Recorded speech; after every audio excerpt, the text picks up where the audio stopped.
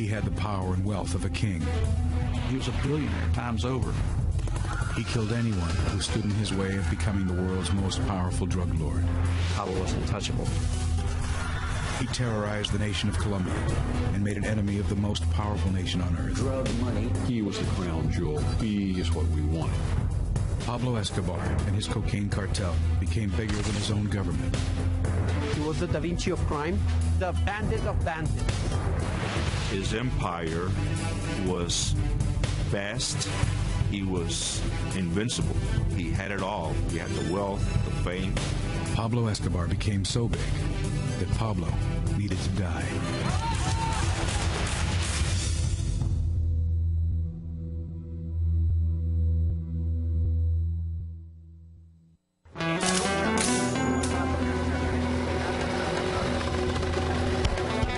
December 2nd, 1993. A team of heavily armed police officers converge on a two-story row house in the Los Olivos neighborhood of Medellin, Colombia. This moment is the culmination of the largest manhunt in history. The United States has devoted all of its intelligence and military assets to finding Pablo Escobar. Hundreds of millions of dollars. Its most elite troops and some of its most secret units. After all this time, all this money and effort and bloodshed, they finally found him. I never really knew that much about Pablo Escobar until I was working on my book, Black Hawk Down. And one day I was interviewing a fellow who was connected with Special Forces, and he had a picture on the wall of his office of a bloody, dead fat man on a rooftop surrounded by all these grinning men with rifles. And I interrupted him and said, "Excuse me, you have to tell me what that is." And he said, "That, my friend, is Pablo Escobar.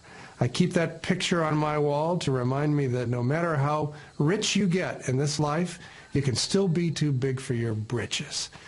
And what that suggested to me was that the United States military had been much more involved in hunting down Pablo Escobar and killing him than I had previously thought. Mark Bowden's bestseller, Killing Pablo, uncovered a vicious covert war underwritten by the U.S. government in one of the most violent countries on earth. Incinerated by nearly 40 years of bloody civil war, Colombians have long been brutalized by both Marxist guerrillas and the right-wing paramilitary death squads who oppose them. A subhuman conflict fueled by a multi-billion-dollar trade in cocaine.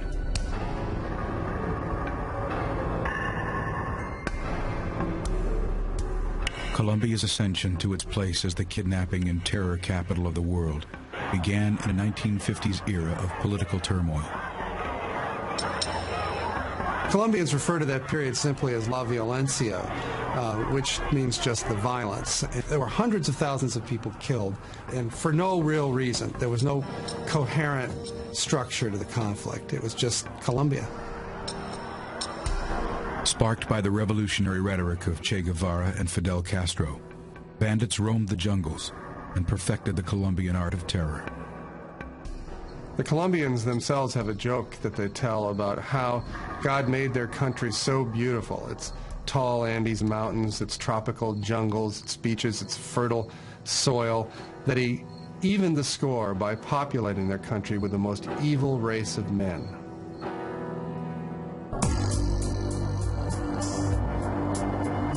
From the crucible of La Violencia emerged one of the most violent criminals the world would ever see. Pablo Escobar was born in 1949, right in the middle of this period of La Violencia, so his childhood was set in the context of this bloodletting. Escobar's criminal career starts modestly in the 1960s in his hometown Medellin as a small-time racketeer and marijuana dealer. Pablo was a dope smoker from a fairly early age. Colombia was known here in the United States for being a source of some of the strongest, most potent marijuana in the world.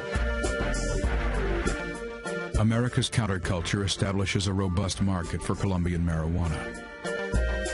But it's the arrival of cocaine in the early 70s which presents a criminal opportunity that would shape the future of Colombia.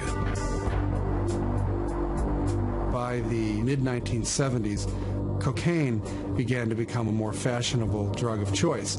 And this was perfect for a smuggler in Colombia because it's a difference between why carry an elephant when you could put a mouse in your pocket.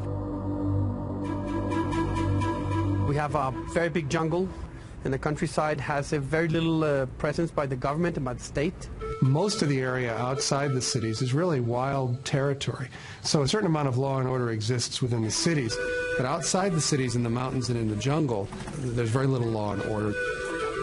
And it's in that lack of authority and in that lack of presence of the state where most of the problems brew, where most of the coca has been growing, where most of the violent conflicts and the violence originates.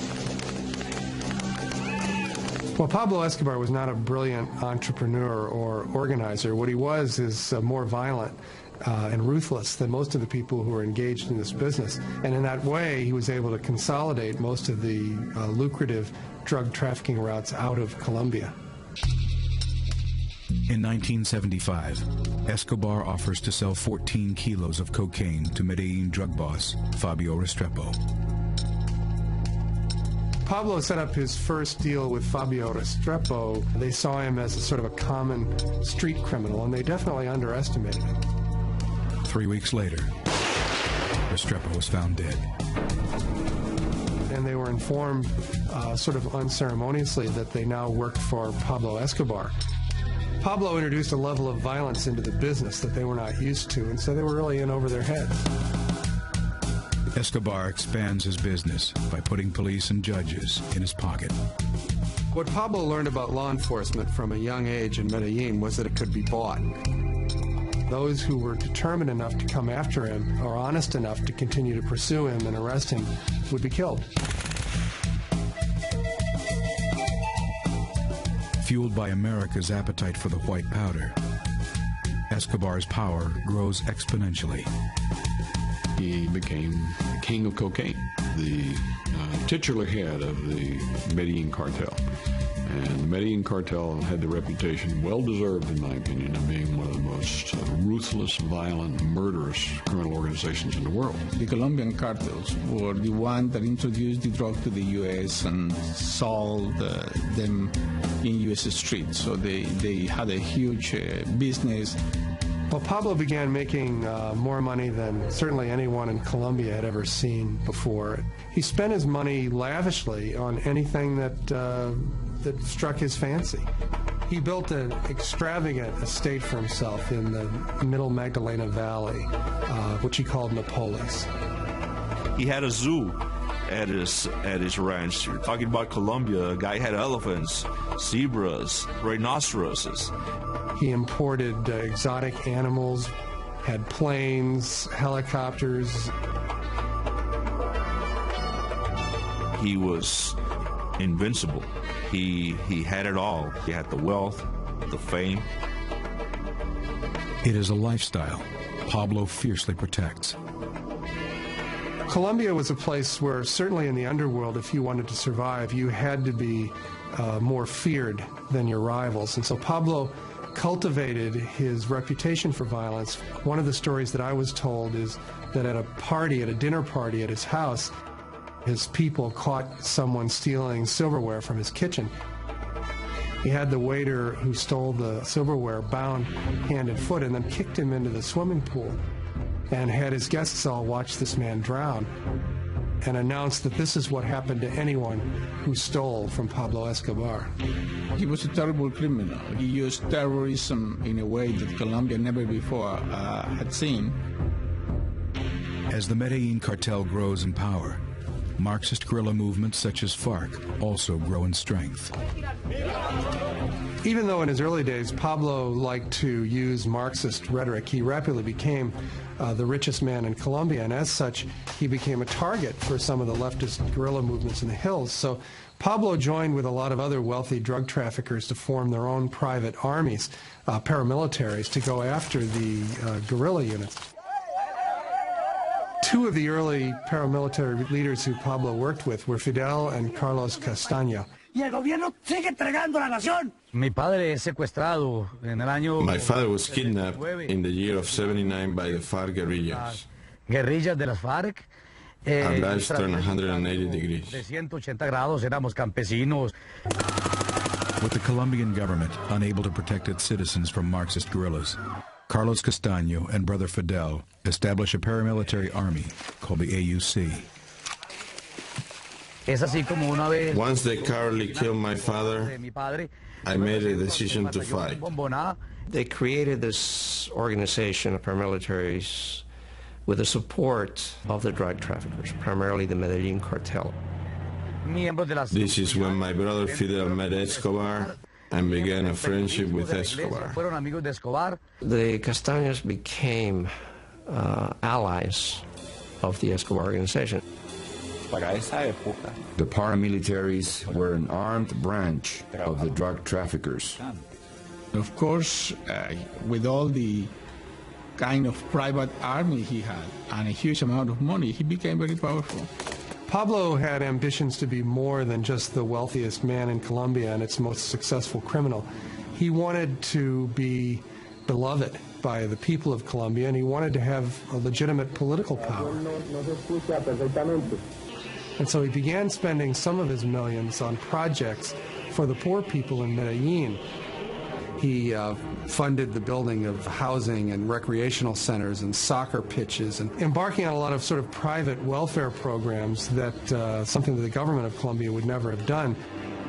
The objective of Pablo's political campaign? Avoiding extradition to the United States.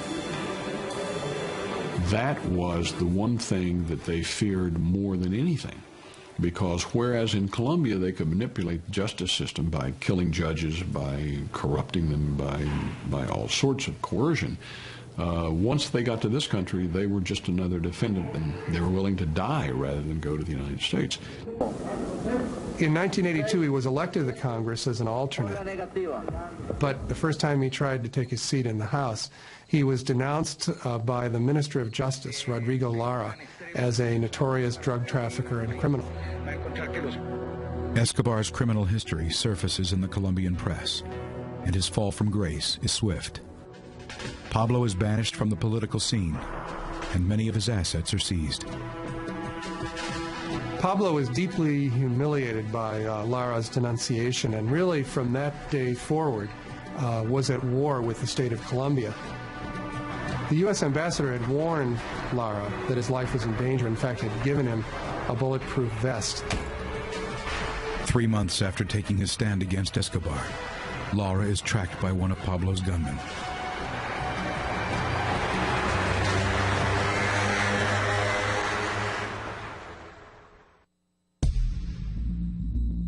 Justice Minister Rodrigo Lara is the first Colombian to take a stand against drug lord Pablo Escobar. April 30th, 1984. Lara is followed from his office by one of Escobar's hired guns.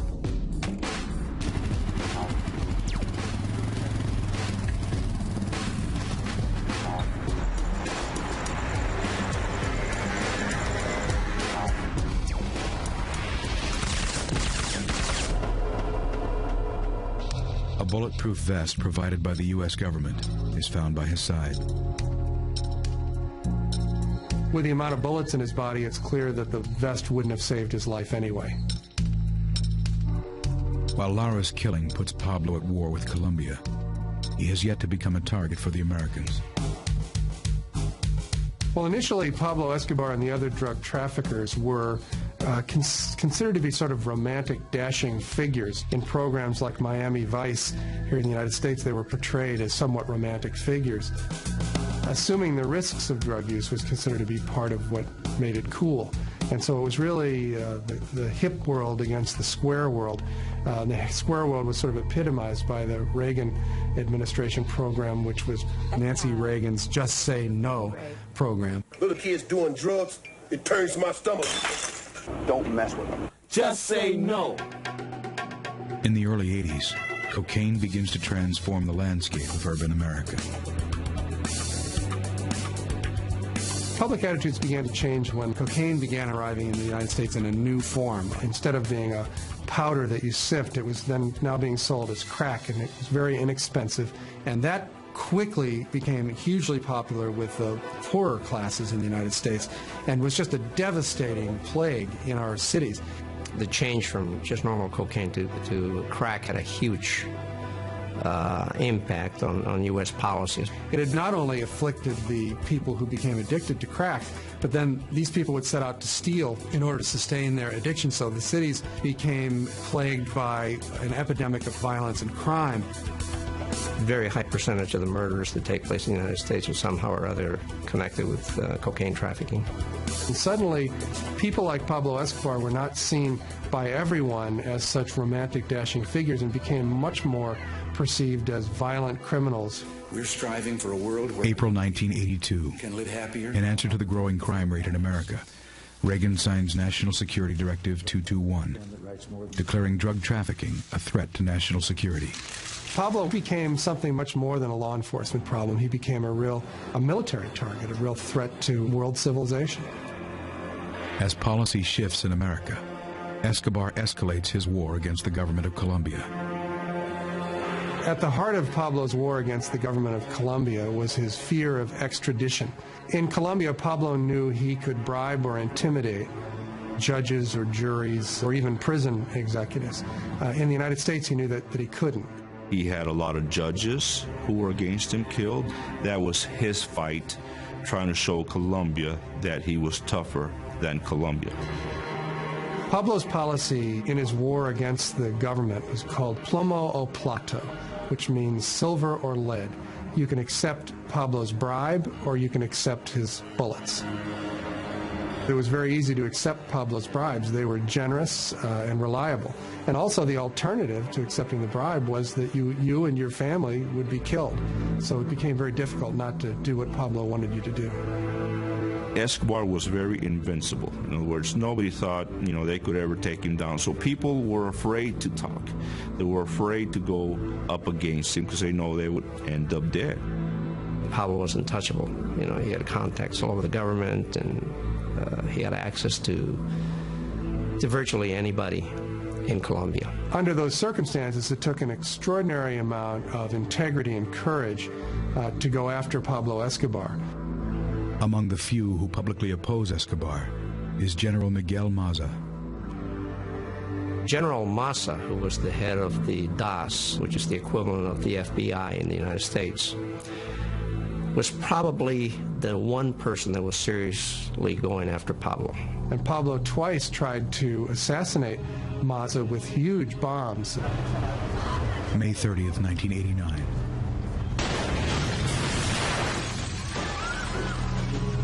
Escobar targets Maza with a remote detonated car bomb. Maza's car was at the center of the blast. Its wheels were melted to the road, but he managed to kick the door open and step out unhurt. It killed many people. Fortunately, I was spared from death in that attempt. Pablo was trying to kill Maza, and Maza was trying to get Pablo Escobar. In his obsession to kill Maza, Escobar does not care who gets in the way.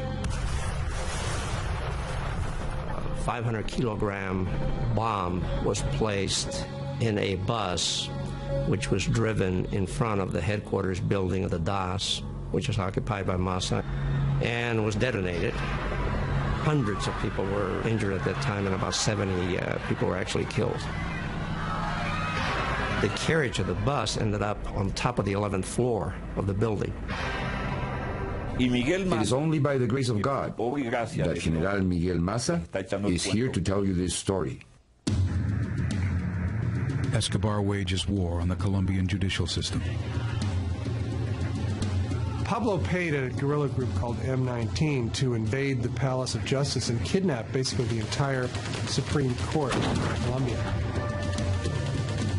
The M19 went into the courthouse for the purpose of taking and destroying all the evidence against the drug traffickers.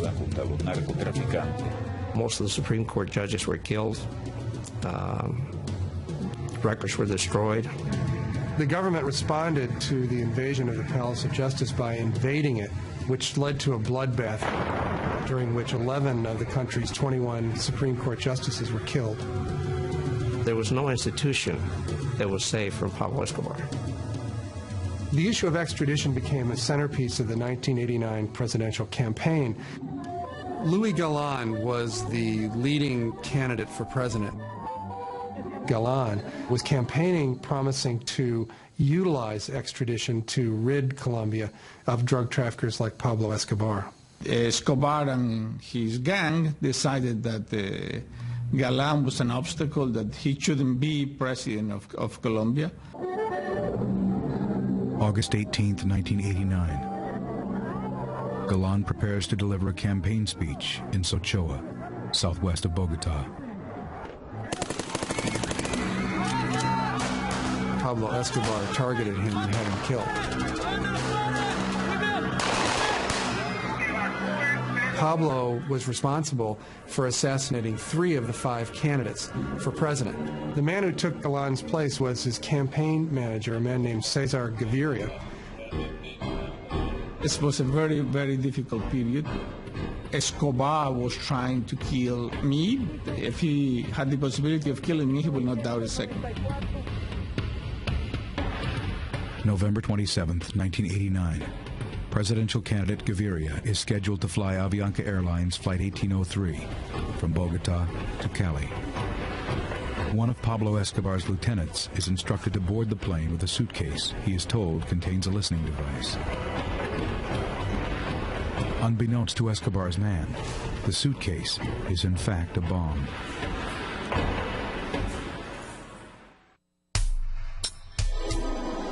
November 27th, 1989.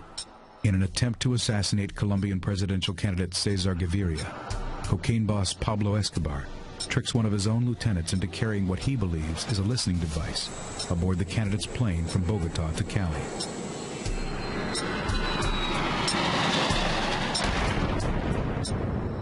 Avianca Flight 1803 goes down in the mountains outside Bogota. 110 people are killed. There are no survivors. Gaviria, as it happens, was not on the plane. But at the point where Pablo bombed an airplane, he became what the United States considers a clear and present danger. There were 2 American citizens killed on that plane. So under the long-arm statutes, we could prosecute him for the Avianca plane. With cocaine continuing to flow across the borders, American drug policy changes from intercepting drug shipments to taking down cartel leaders. It became very evident that we had to target them more specifically. As their power grew, it became evident that they had to be dealt with. When George Bush was elected president in 1988, he changed our country's policy against drugs to targeting the drug kingpins, men like Pablo Escobar. And for the drug kingpins, the death penalty. November 2nd, 1989. President Bush's legal counsel drafts a reinterpretation of the long-standing executive order prohibiting the assassination of foreign nationals.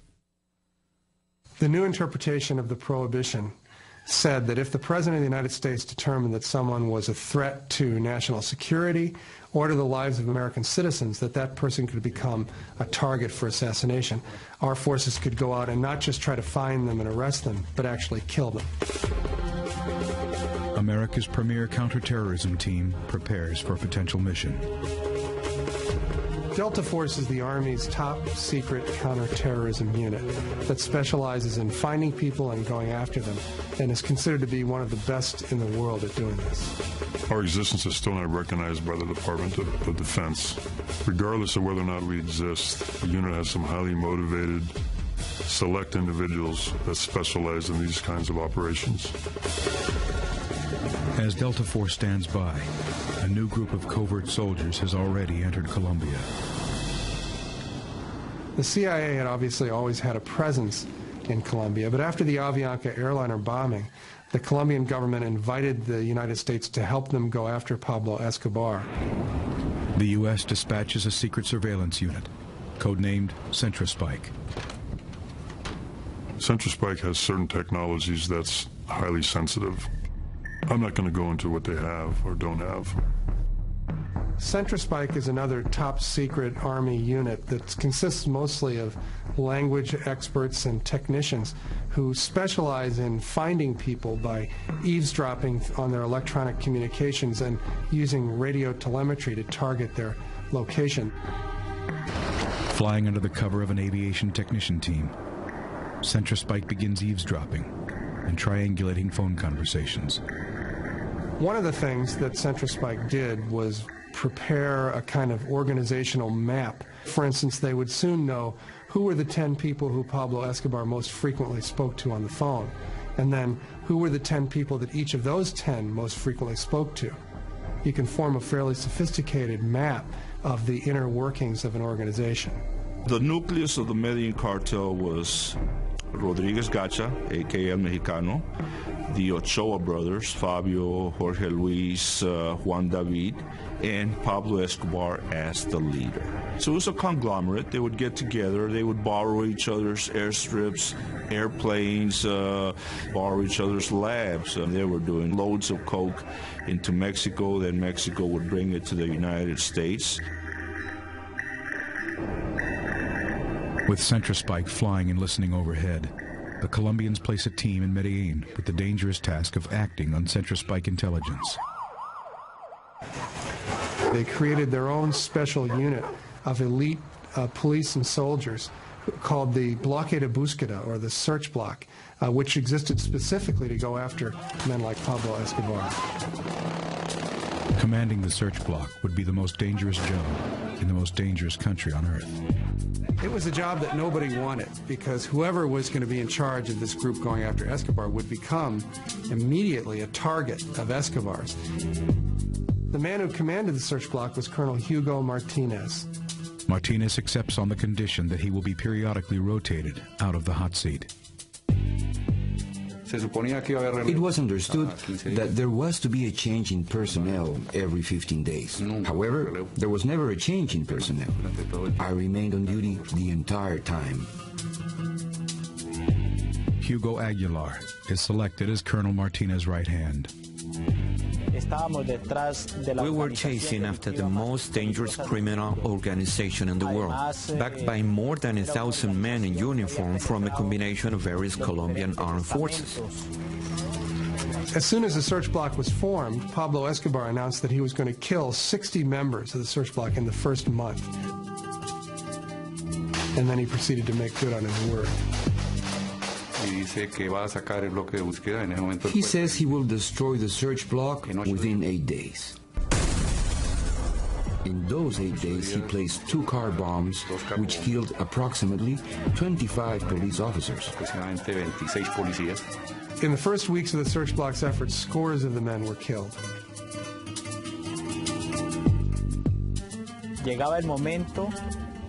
There were times when we would feel powerless before such a criminal.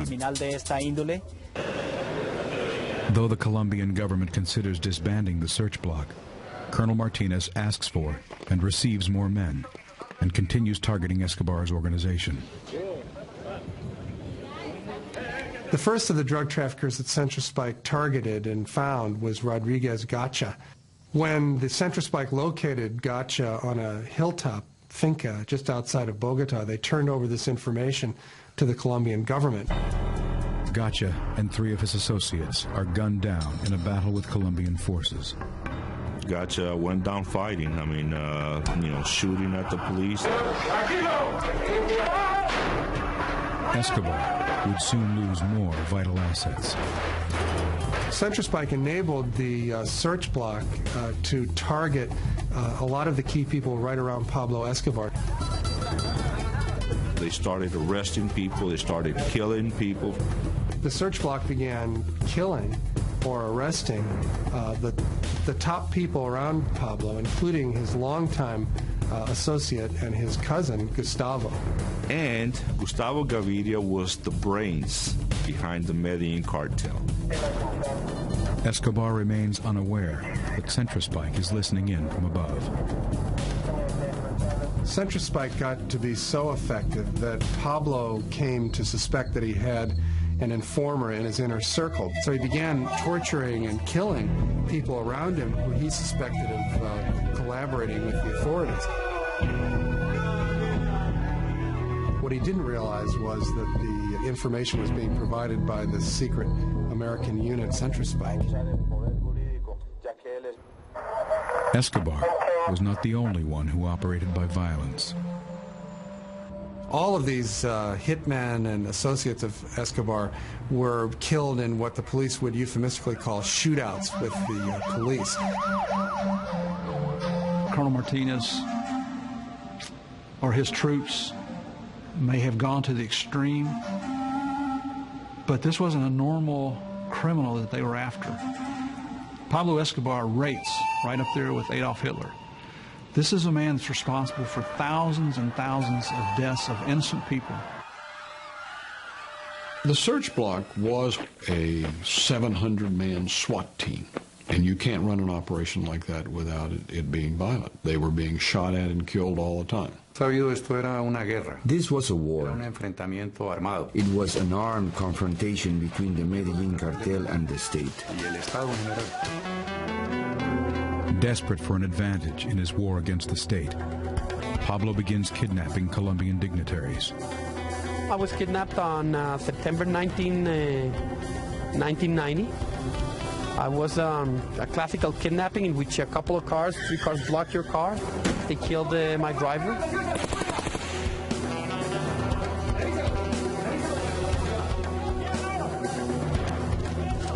He was doing that to exert his power and show the Colombian government, the Colombian people, that he could get to anybody.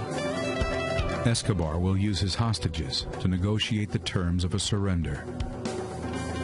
Escobar decided that what he needed was a comfortable, secure base of operations where he and his associates could live, be protected from their enemies, from members of the Cali cartel, from the Colombian search block and the Colombian National Police, from the United States. In case he was captured, he would use us as bargaining chips.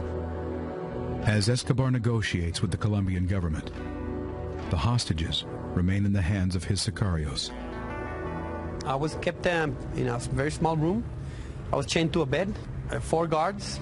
It's an experience in which you survive by the second. When you're in the hands of Pablo Escobar, you don't know what's going to happen. You know, you can be dead the next second. So I didn't have any illusions of surviving. I thought I was going to die. January 24th, 1991. Pablo executes one of his hostages. Days later, another is killed in a rescue attempt. That was the toughest point. I cried a lot. I got used to knowing that maybe the next day would be my last day. At this point, Pablo is literally running from hideout to hideout, knowing that if Colonel Martinez catches up to him, he's going to be killed, but at the same time not wanting to surrender until the terms had been worked out to his satisfaction. Pablo is playing a very dangerous game with the Colombian government. He felt the pressure. He knew we were getting very close. The president was warned about the danger in negotiating with Pablo Escobar, but he went right ahead. The deal that Pablo made with the government of Colombia was he would discontinue his violent campaign against the state in return for being able to build his own prison on a mountaintop just outside of Medellin called La Catedral. May 20th, 1991. As a concession towards his private sanctuary, Escobar releases his remaining hostages. I couldn't believe it. They took me to the street. They gave me money for a cab. And finally, a guy picked me up, and I told him, please take me back home. As part of Pablo's deal, General Maza is removed from his case. With construction underway on Escobar's private prison, one last demand must be met. They actually held a Continental Congress, basically, where they rewrote the Constitution of Colombia to ban extradition. And the day that the amendment to end extradition was put into the Constitution, Pablo Escobar turned himself in. He held a press conference on the mountaintop outside the prison and graciously announced that he decided to end his war against Colombia. He sent this message: "Tell President Gaviria I will not let him down."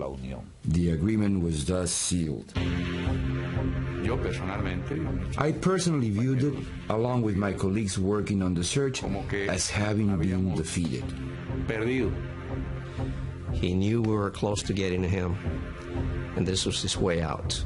To us, it was a defeat. We had lost, and he had won. Even as Pablo is incarcerated in La Catedral, he sends a message to Colonel Martinez. They discovered a bomb that had been planted by one of Pablo's hitmen.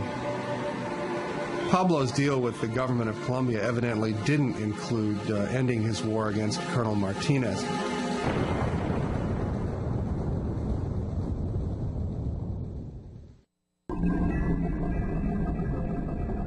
(1992).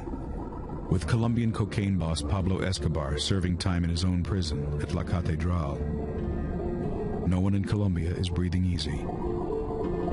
It was a different kind of prison in the sense that he wasn't actually required to stay there. He would frequently turn up at soccer matches in Medellin or Christmas shopping in Bogota. I've been in a lot of prisons in my 26 years, and this is definitely not classified as a prison. A resort would be a more accurate way to describe La Catedral. They would bring truckloads of friends and prostitutes to party with them. He built a discotheque inside of the prison, which was used as the party room. My favorite part of the deal was that the Colombian National Police, i.e. Colonel Martinez and his search block, were not allowed within 20 kilometers of the prison.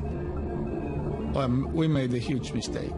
We underestimated the capacity of Escobar for corruption and intimidation. Disastrous. You could not negotiate with Pablo Escobar. Pablo Escobar was a psychopath, a mentally sick individual, and he proved it. Pablo got set up in La Catedral and began to reconsolidate his hold over the cartel. In fairly short order, he built the Medellin cartel back up to where it was exporting more cocaine than it ever had in its history. He was still doing his same old activities of ordering the killings of people, of sending dope. So nothing had changed except that now he was safer. Some of his subordinates had begun basically running the organization for themselves and apparently had been helping themselves to large portions of the profits. Two of the associates who were doing this, the heads of the Galeano and the Moncada families, were invited up to the prison for a chat with Pablo. Pablo had them both executed. I'm declaring a Fujimori. In other words, I'm taking over. I am taking over the government, and I am the boss now. I run everything. President Gaviria had put up with a lot of the criticism of his deal, but the embarrassment of putting Pablo up in such luxury and giving him such relative freedom finally reached a turning point when he learned of the executions inside the prison. So he was like running his business from jail, and he gave orders to move him to Bogota. Ambassador Morris Busby receives the news while back in the States. The phone rang, and it was Janet Christ, who was the political counselor, and she said the president has moved against Escobar. He has sent a military team up to Envigado, and they're going to take him out of the prison. He made the decision that they had to move Pablo from his self-built prison to a real one. Eduardo Mendoza, who was a vice minister of justice for Colombia, was sent up with the army unit just to observe. But, of course, Escobar found out about this before they got there.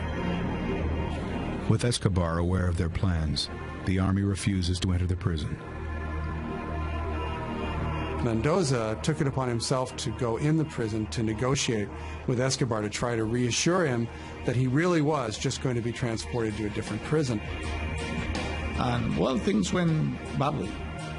Escobar got very angry with him and said this was a violation of his agreement with the president, and basically took Mendoza captive inside the prison. Justice Minister Mendoza is held at gunpoint inside Escobar's living quarters. While Mendoza was being held captive in the prison, Pablo's men kept threatening to kill him. As the standoff continues through the night, President Gaviria calls in the Colombian Special Forces. Time was passing, and we need to do it. In the early morning hours, they assaulted the prison. Mendoza, in the confusion, was corralled by one of the Special Forces sergeants that threw him to the ground and basically sat on him, and then directed him on how to run out of the line of fire, and managed to escape with his life. It was incredible what happened. I was indignant and furious because I did not understand, and I do not today. Several hours later, Janet called again and said there has been a real fiasco. The whole operation was a failure. They discovered that Escobar had escaped. Escape is not the correct word. He walked out of the prison. He controlled the guards. He controlled everything. I think he had like 12 of his best assassins staying with him, and they all escaped that night. The Americans associated with this mission were delighted that Pablo had escaped, because while he was in prison, they hadn't been able to go after him at all.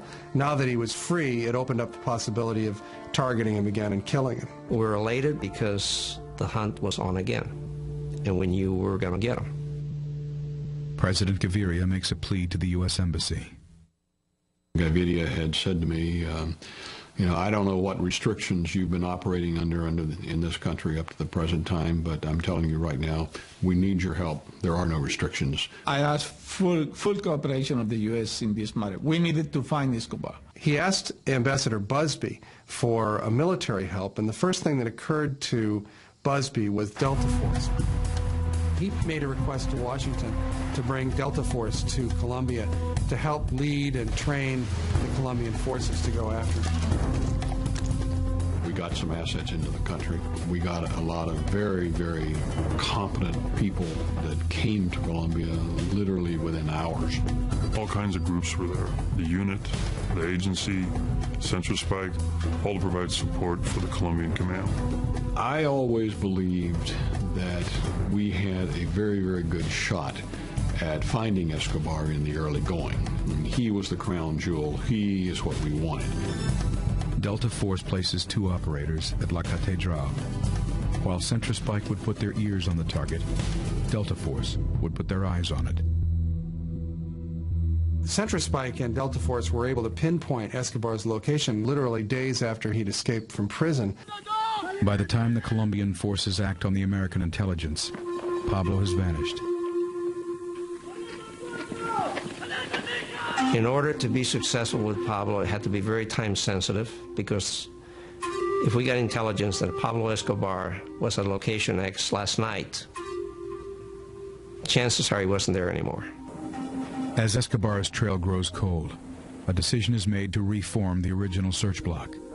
This time, it will have the full support of the United States law enforcement, intelligence, and counterterrorism agencies. Peña and Murphy went to live in Medellin with the task force. I mean, that was their second home.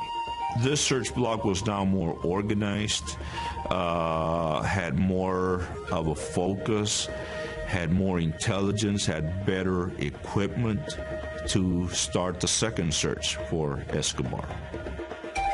With corruption and fear permeating the Colombian forces, there is one clear choice for commander of the new search block. I did not ask to be reassigned to head the operations. But when he escaped from La Catedral, my immediate thought was, this represents an opportunity to finish the job. He was one of the few Colombian police officers that was not afraid of Pablo Escobar. And he was completely obsessed with getting Pablo. So a decision was made to bring Colonel Martinez back. They spent the latter part of 1992 basically training Martinez and his men to be more effective, basically to be a proxy Delta force in this effort to get Escobar. The search block immediately begins launching daring raids throughout Medellin. It was very stressful. I mean, it's one of the most stressful, I guess, dangerous points in my life. You got to remember that we were going after probably one of the world's most dangerous persons. Through his lawyers and the press, Escobar desperately tries to reclaim his deal with the government. But this time, there will be no deal. We all the time say, he can only give up. We will not guarantee him anything. And it was very clear to everyone involved that the intention was no longer to arrest Pablo, to bring him to justice or put him in prison. At this point, they were just looking for him to kill him.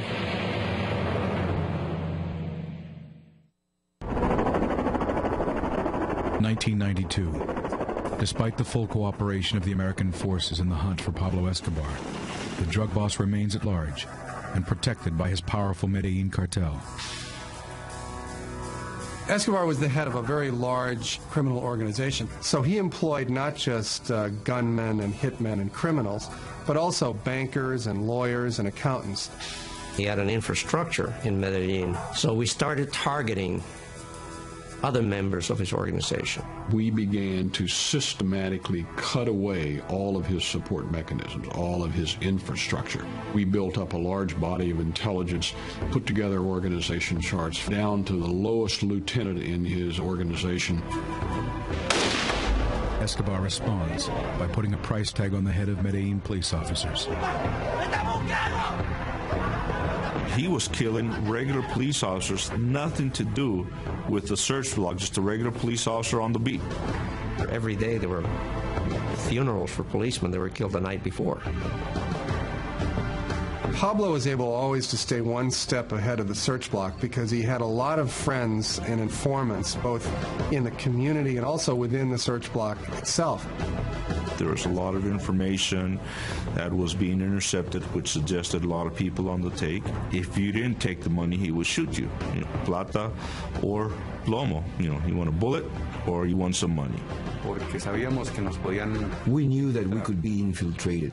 The Medellin cartel members were constantly looking for someone they could bribe monetarily. It became apparent to the Americans and to the Colombians searching for Escobar that the tactics they were using were never going to be successful. In the days after Escobar's escape from his private prison in July of 1992, the DEA had toured the site in search of any intelligence that they could possibly use against the drug lord.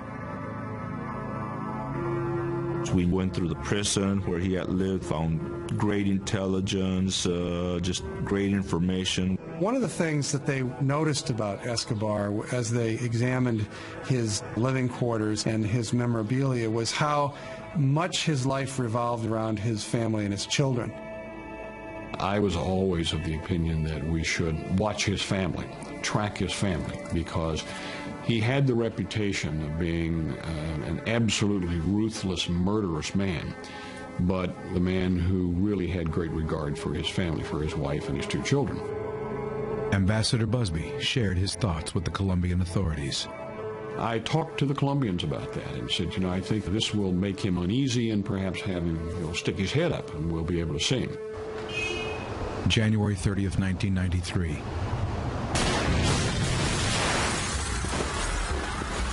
A 220-pound car bomb explodes in front of a bookstore in downtown Medellin. It killed scores of people, many of them children shopping for school supplies.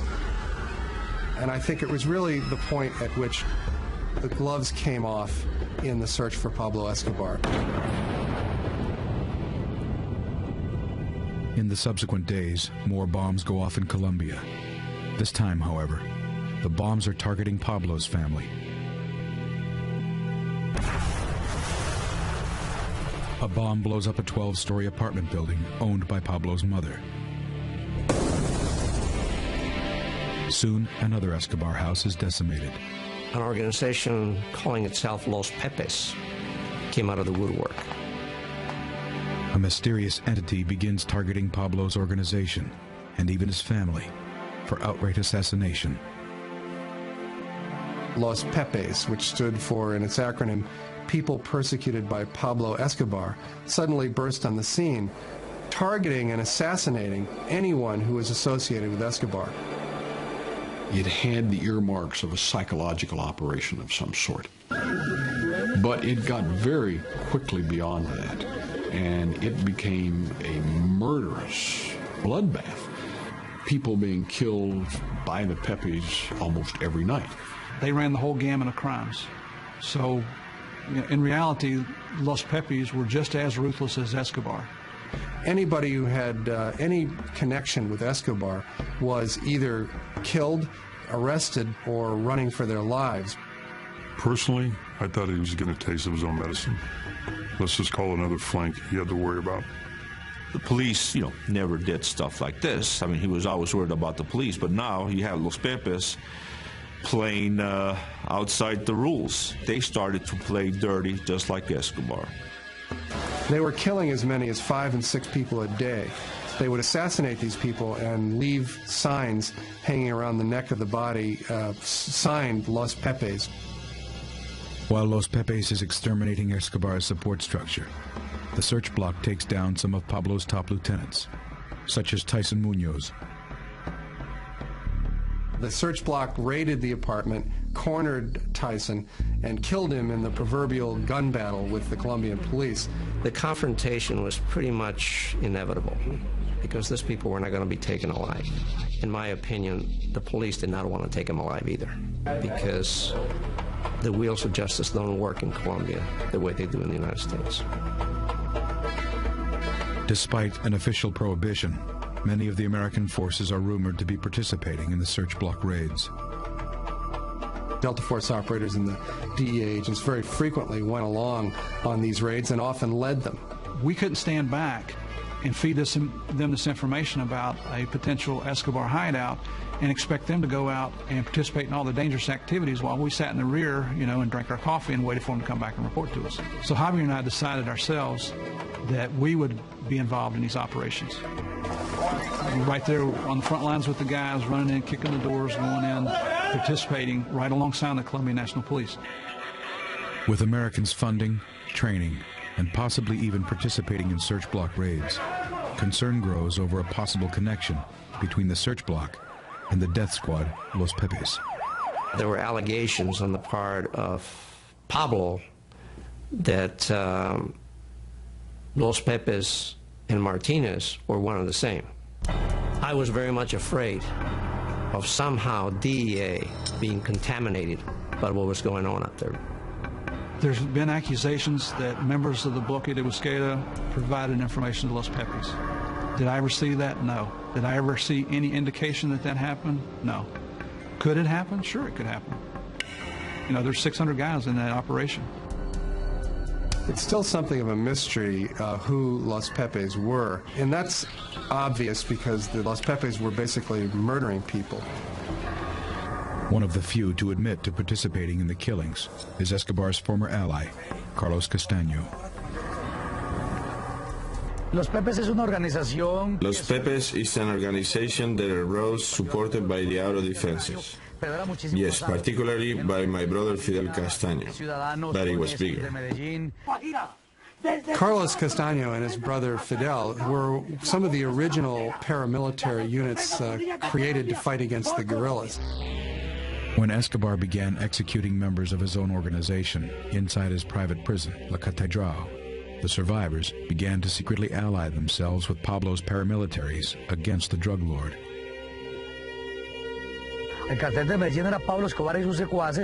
Pablo Escobar killed most of his friends and allies and his pals.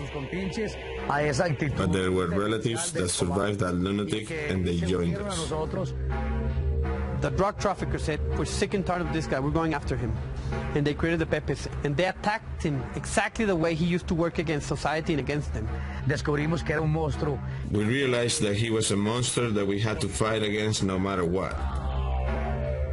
So when they turned against him, they knew the inner workings of his organization. They knew who the people were, where the money was. Los Pepes reportedly received support from Pablo's chief business rival, the Cali cartel. The Cali cartel was more than happy to help Los Pepes or the Search Bloc or the Colombian government go after Escobar because he was their primary rival. And by eliminating the Medellin cartel, it just made for a more lucrative business for them. Colonel Martinez and the U.S.-backed Search Bloc are rumored to be cooperating with Los Pepes. Colonel Martinez was at this point, even though he denies it, I think, was willing to work with these elements from the underworld because for him, the battle with Escobar had become very personal. You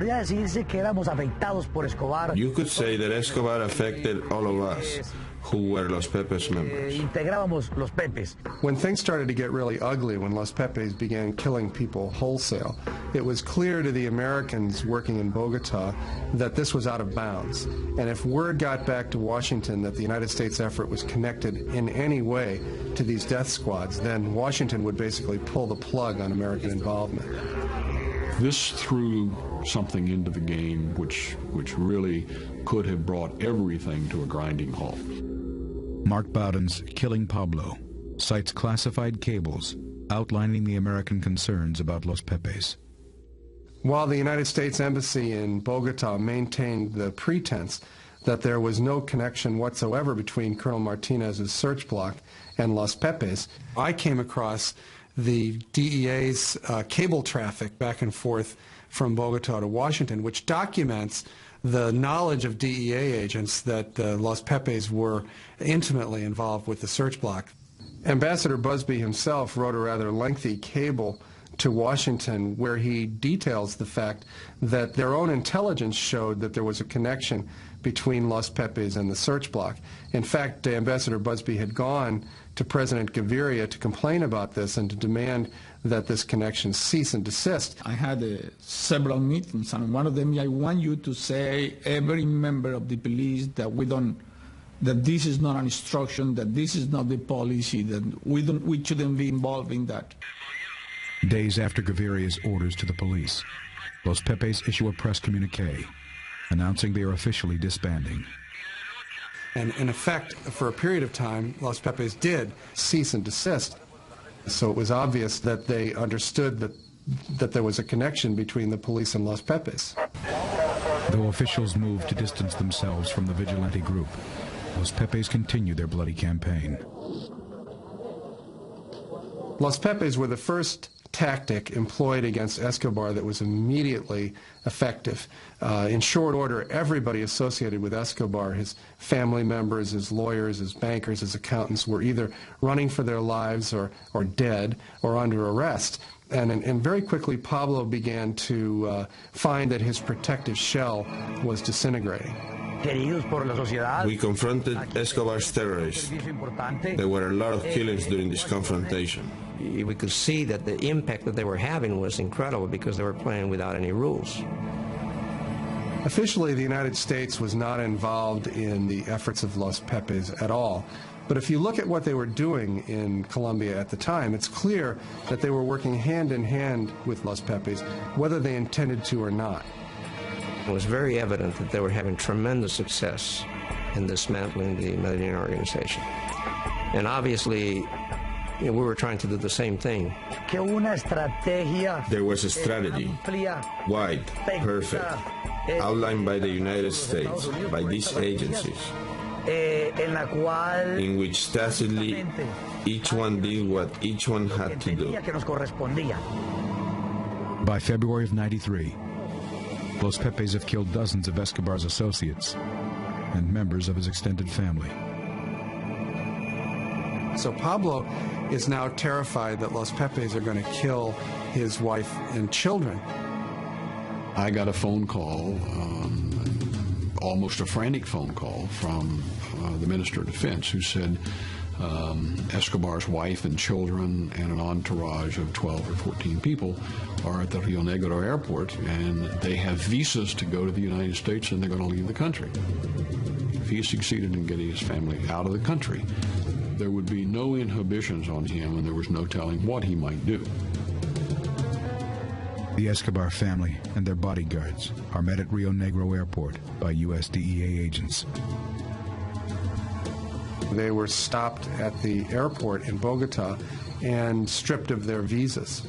Who's going to tell me to give Escobar's family's visas back? Nobody.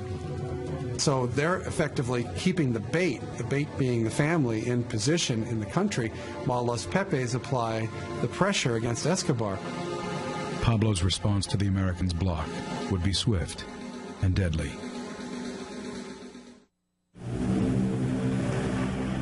April 1993.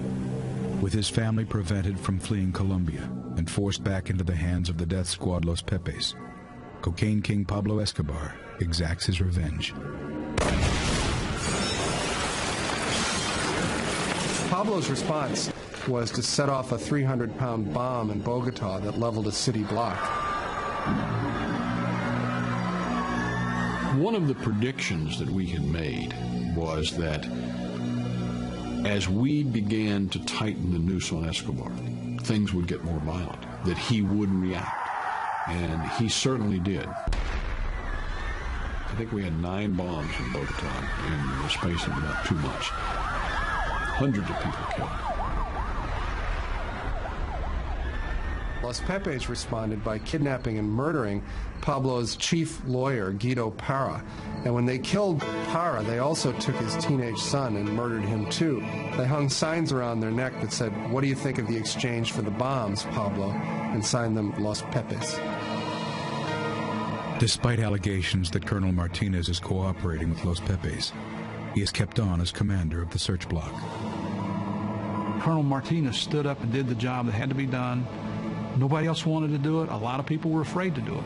Colonel Martinez realized that the fight between him and Pablo Escobar was a fight to the death. And at the end, either he or Pablo Escobar was going to be dead.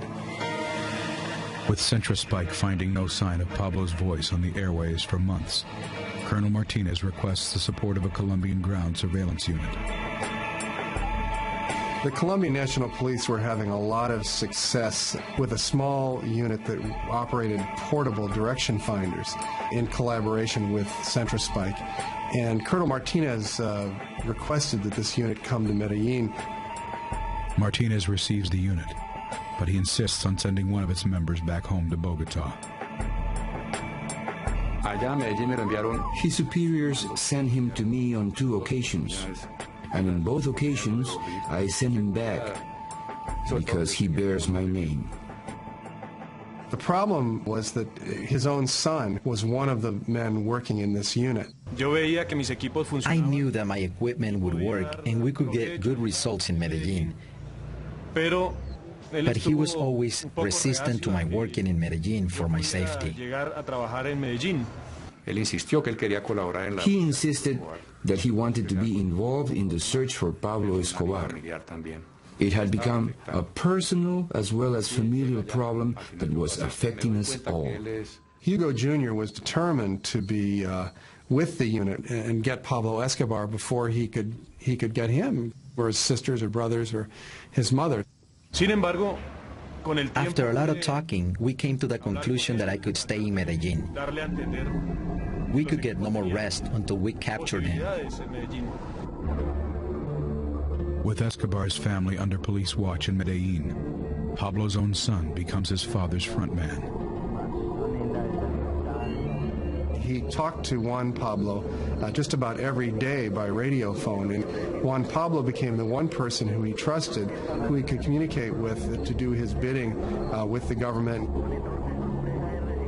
While Pablo strategizes with his son, Colonel Martinez's son tries to pinpoint the transmission. I was very sure that I would find Pablo Escobar with this equipment. As the hunt for Escobar gets new life, rumors continue to cloud the search block. Known members of the Medellin cartel are seen meeting with search block officers outside the search block base, including a notorious assassin.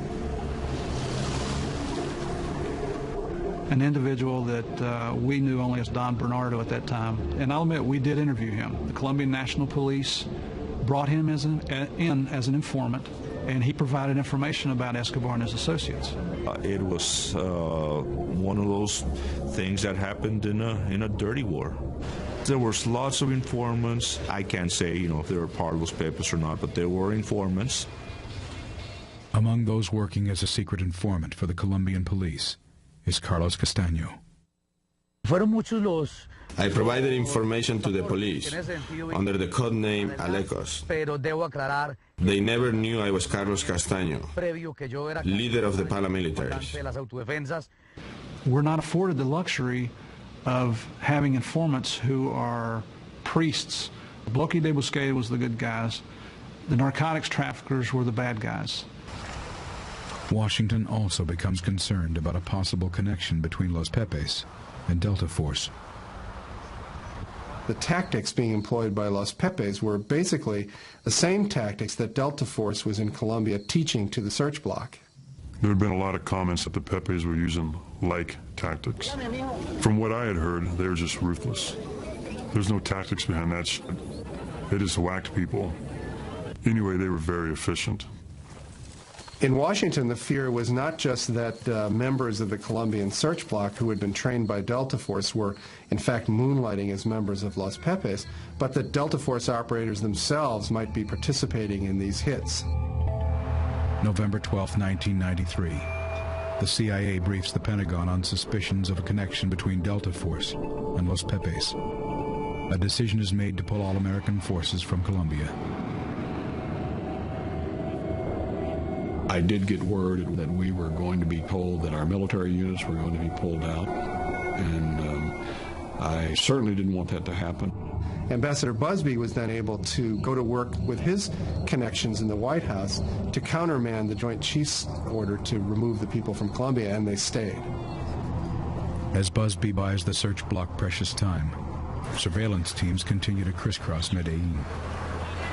In late November of 1993, the search block, with the help of Centrospike, was able to pinpoint Pablo's location to a hilltop finca outside Medellin. Intelligence had been received that indicated that Escobar was hiding in a small house located on the side of a mountain out in the rural areas.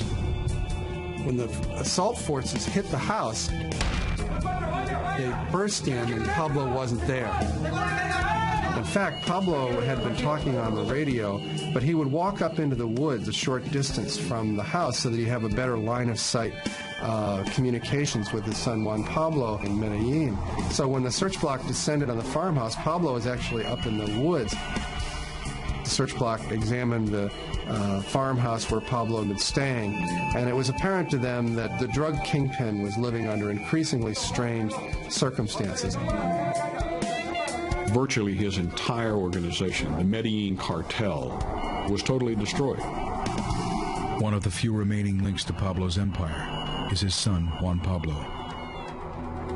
The Escobar family was staying in an apartment in Medellin, and the Los Pepes were sort of picking off people who worked for the family. So they were pretty terrified. Pablo is really desperate. His family is literally in the hands of his enemies. We always had his family under watch 24 hours a day, so he could never touch our families, because if he does, his family would also perish. He was always worried about his family's security, because that is where the Pepes concentrated their attack efforts, his family. November 27, 1993. Scheming with his son Juan Pablo, Escobar makes a secret arrangement to evacuate his family to Germany. And word of this, of course, gets back to the embassy, because Centrospike is listening to all of Pablo's communications.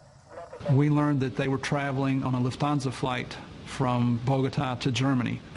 So the United States government goes to work with the Colombian government to assure that the German authorities will not allow the Escobar families into that country.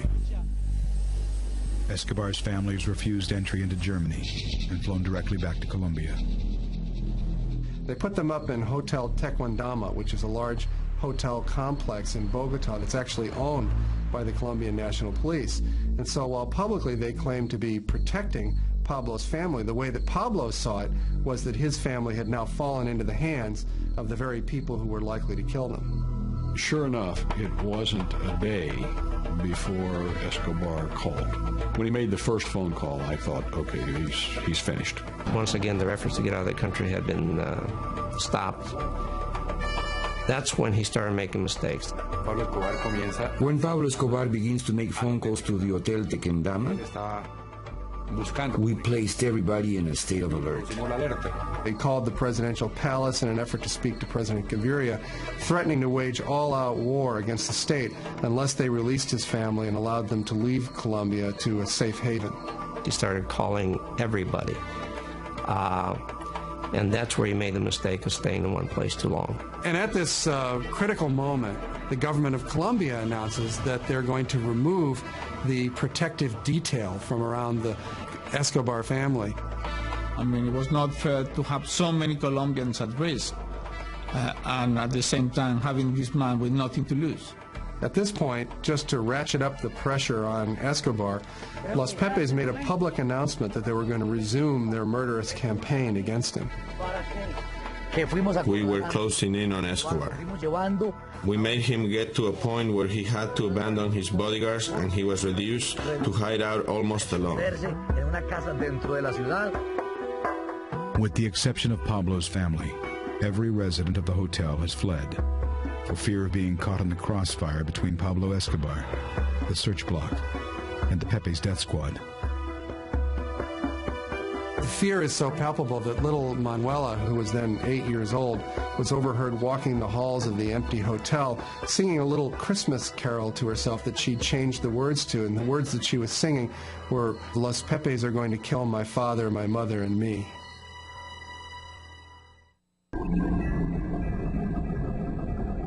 December 1993. On the run and at war with the state of Colombia, Pablo Escobar tries to protect his family from the vigilante death squad, Los Pepes. He's desperate to get his family out of Colombia, so he has to continue making phone calls to the Hotel Tequendama.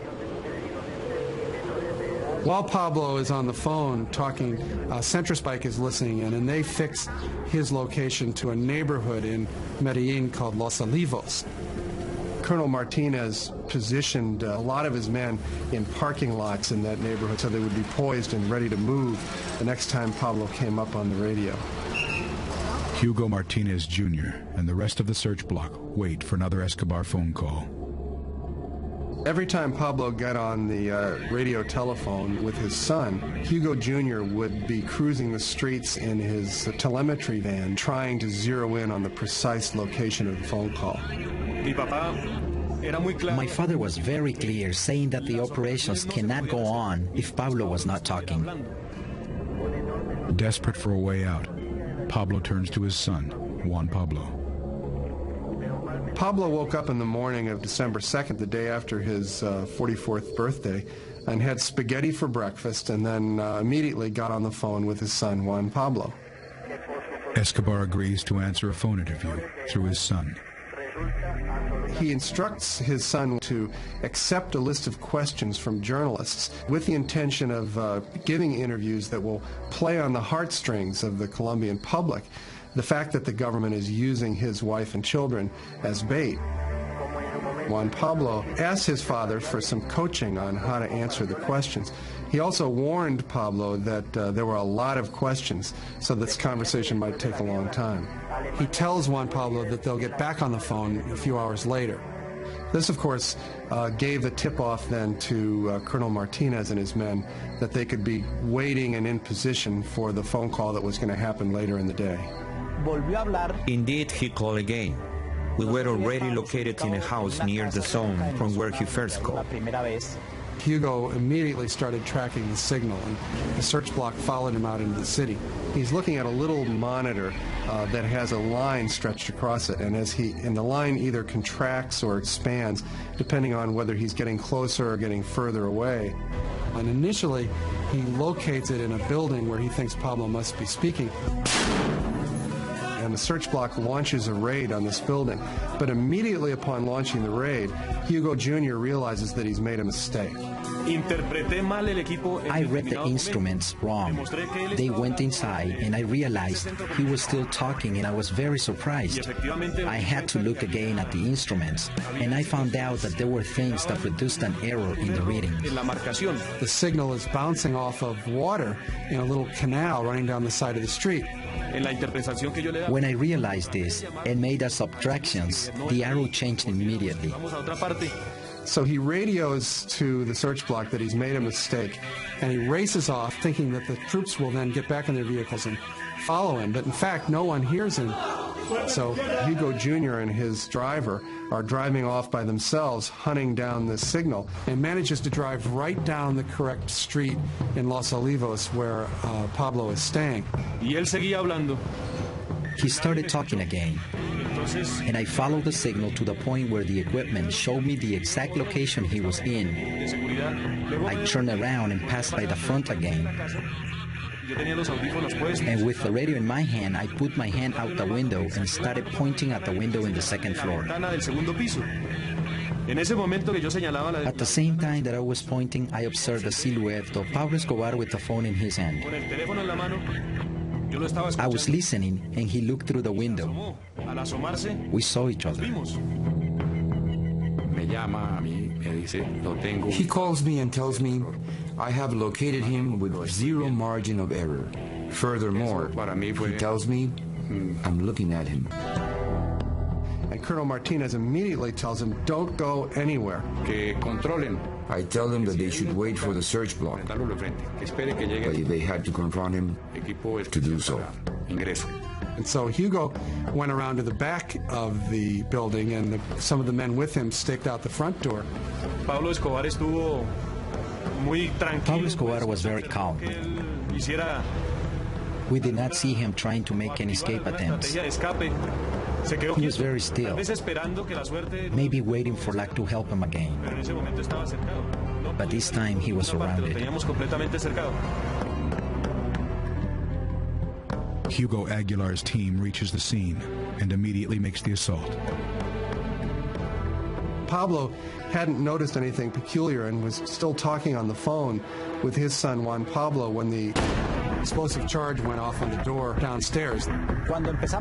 We began going up the stairs. I was up front. Pablo Escobar said, "There is something going on here. I'll call you back." And he threw the telephone. He ran to the window and he went into the abyss. Escobar's lone bodyguard, Limon, is the first to reach the window. The man that was with Pablo Escobar came out of the house. He jumped and he headed in our direction, shooting.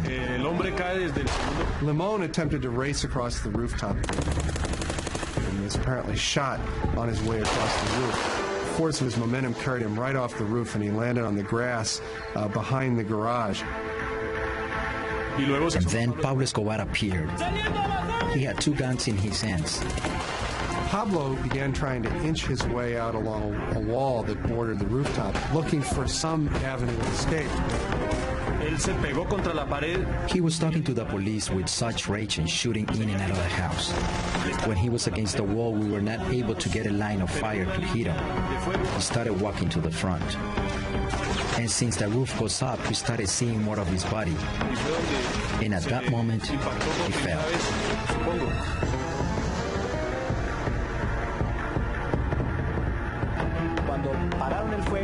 When the firing stopped, I looked and I saw him lying on the roof. I took the radio and said, "Viva Colombia, Pablo Escobar is dead." The world's most powerful criminal was dead. But just how Pablo Escobar died would remain clouded in mystery.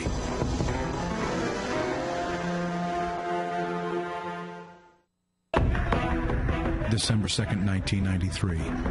Drug lord Pablo Escobar is gunned down on a rooftop in Medellin, Colombia.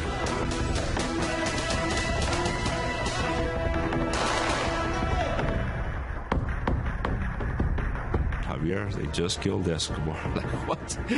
They just killed him in Medellin. It's all over the press. So, I mean, I was happy. I was elated. I became static. I ran around our office space, saying, "Hey, Pablo's dead." Immediately, I traveled to the location with DEA agent Steve Murphy. I was given the opportunity to go down on the roof to view the body, to visually confirm that it was Escobar. And he climbed to the rooftop and began taking pictures. Members of the search block posing around the body with rifles like big game hunters. Murphy then gave the camera to the search block, and they took pictures of him posing with Escobar's body.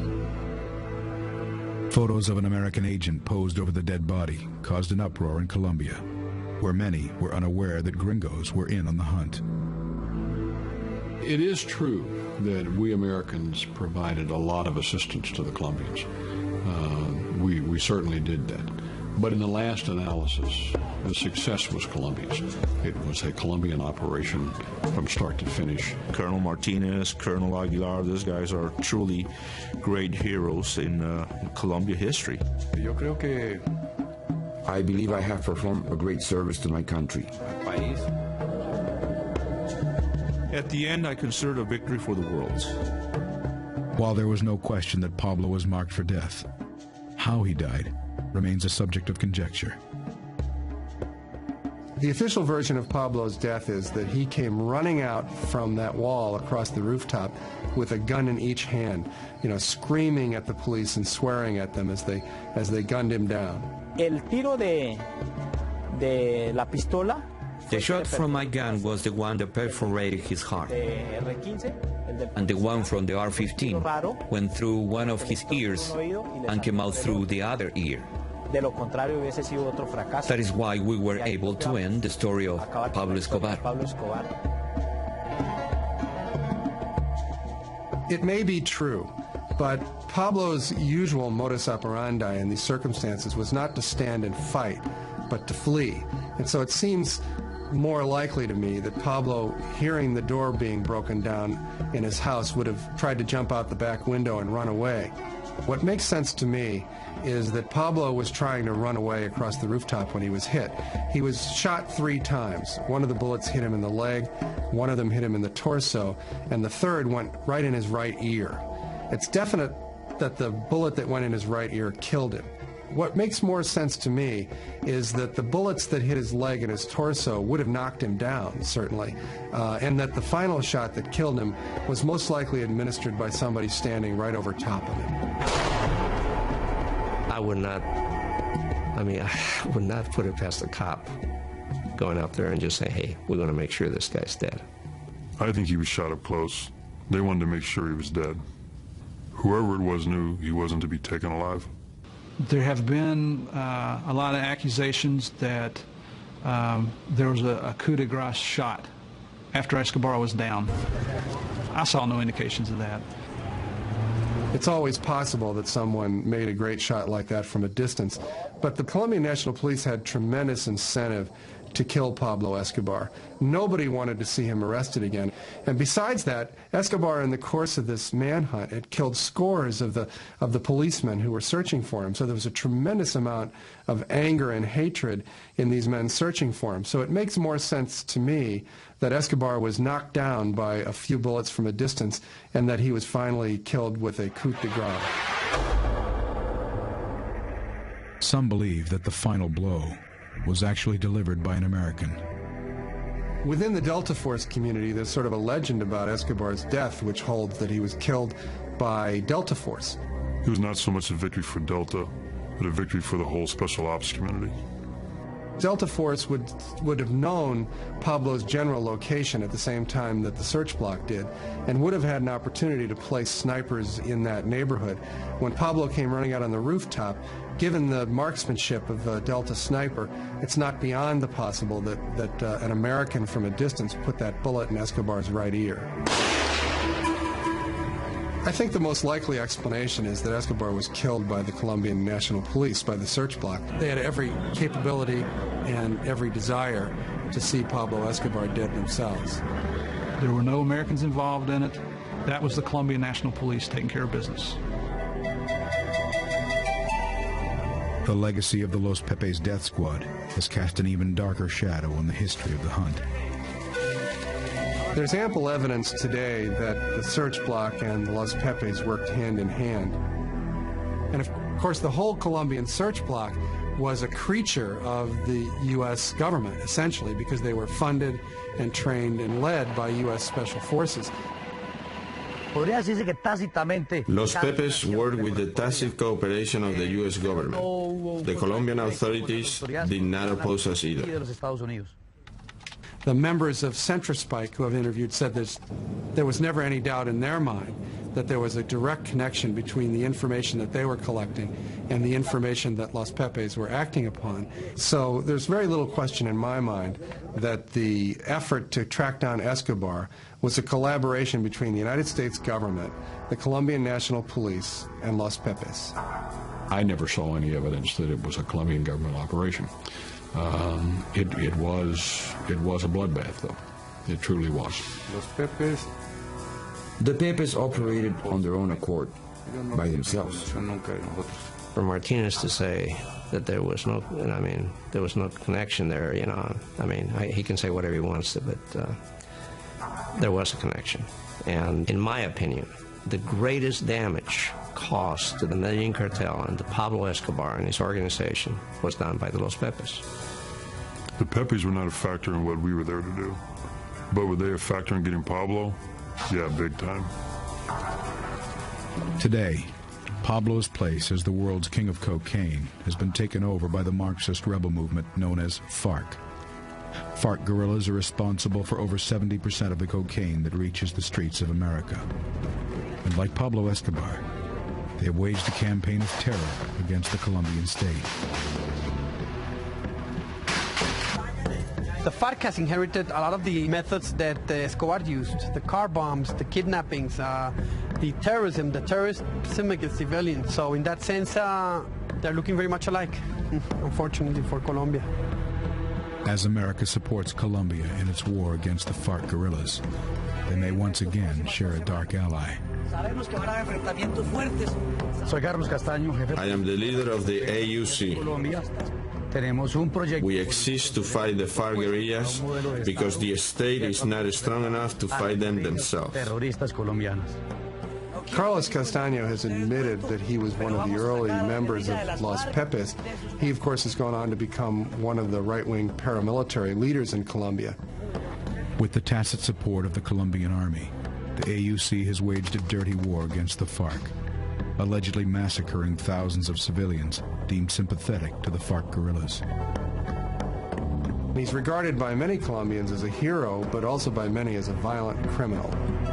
There's a real close relationship between the Colombian army and the AUC, in the same way that there was a relationship between the Los Pepes and the police. You know what I'm saying? Like Los Pepes, the AUC has officially been denounced by the U.S. and placed on its list of terrorist organizations. But I suspect that just as in the case with Los Pepes, the paramilitary units will continue to do what they've always done because ultimately it's going to benefit the United States government and the Colombian government in their war against the guerrillas. I think they're a necessary evil. As long as they're the enemy of my enemy, they're going to stay alive and functioning. As Colombia and America square off against the worst enemies they've ever faced, Los Pepes provide a keen example of the central dilemma of modern so-called discretionary warfare. The issue of the Los Pepes, it's one of the central ethical issues involved whenever you use military force, and that is how far are you willing to go to succeed. When you make the decision to go to war, you've essentially decided that the situation is beyond the bounds of normal law and order. When the people are terrorists, but they have a good network, it's very difficult to catch them. I mean, the U.S. has seen that recently with bin Laden. When a person has a clandestine organization, it's not easy. You're facing an enemy who's trying to kill you. In those kind of circumstances, the ultimate goal is to succeed, is to win, not to necessarily play by the rules. In fact, sometimes the circumstances will force you to play by the same kinds of tactics that your enemy is using in order to prevail.